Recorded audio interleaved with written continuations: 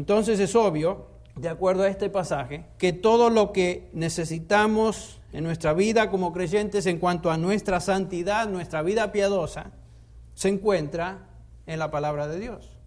No hay más necesidad de otras cosas. Lo que nos transforma más y más a la imagen del Señor Jesús, lo que nos santifica en nuestro caminar diario, es la palabra de Dios.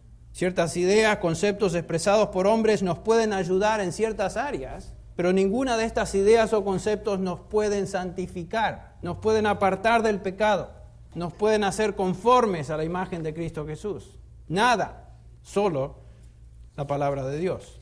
Y es lo que el Señor Jesucristo está orando.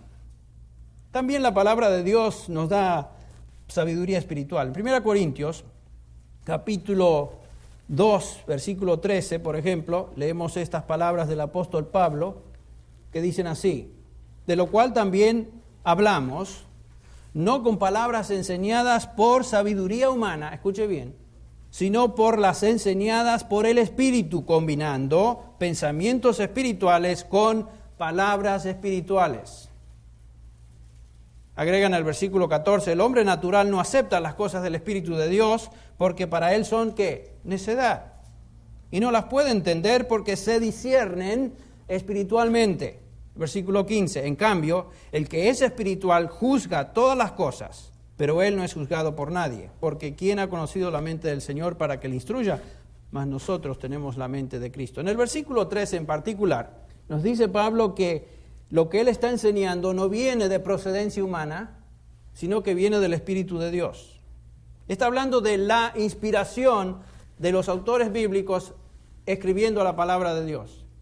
Es un concepto, una idea paralela a lo que 2 Pedro 1:21 nos dice, pues ninguna profecía fue dada jamás por un acto de voluntad humana, sino que hombres inspirados por el Espíritu Santo que hablaron de parte de Dios. Obviamente, ¿a qué se refiere? A lo que Pablo nos dice, combinando pensamientos espirituales con palabras espirituales. Esta es la inspiración bíblica. Los apóstoles tuvieron el poder y la dirección del Espíritu Santo para escribir la palabra de Dios, apóstoles y profetas en el Antiguo Testamento.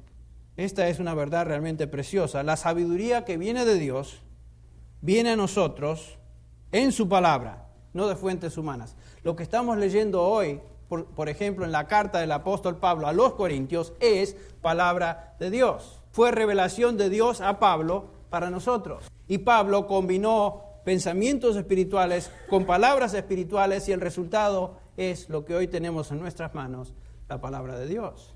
Y esa palabra viene de Él y esa palabra es suficiente. Noten lo que dice del hombre espiritual, el versículo 15. El hombre espiritual, el creyente, juzga todas las cosas, puede evaluar todas las cosas, discernir a través del Espíritu de Dios y la palabra de Dios. En contraste al hombre natural.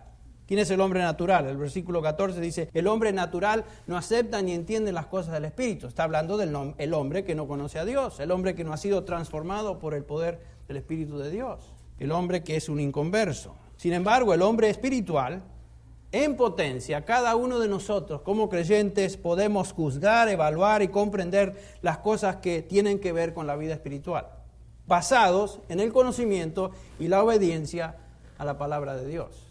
Y ahí está la clave, conocer la palabra de Dios, entenderla y obedecerla. En potencia podemos conocer la voluntad de Dios. ¿Por qué? ¿Cómo es posible esto? El versículo 16 lo hace claro.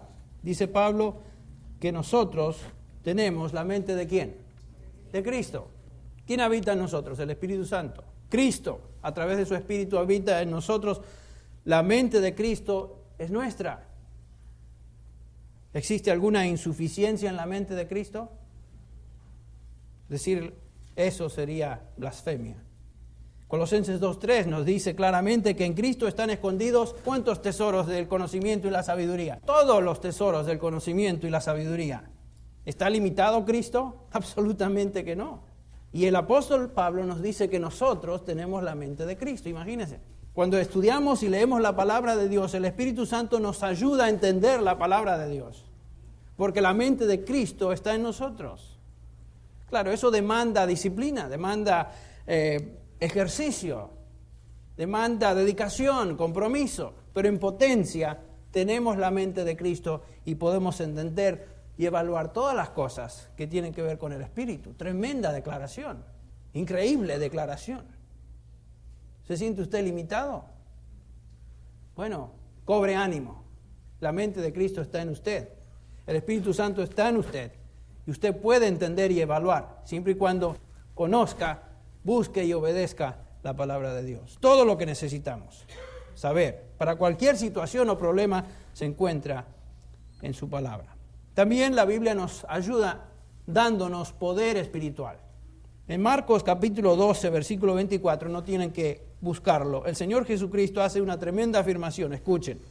¿No es esta la razón por la que estáis equivocados? Está hablando a los fariseos. ¿Que no entendéis las Escrituras o no conocéis las Escrituras ni el poder de Dios? Es lo que dice Cristo ahí. El Señor nos dice que conocer las Escrituras es conocer o experimentar el poder de Dios. La equivalencia está ahí en ese pasaje. Conocer las Escrituras es conocer el poder de Dios.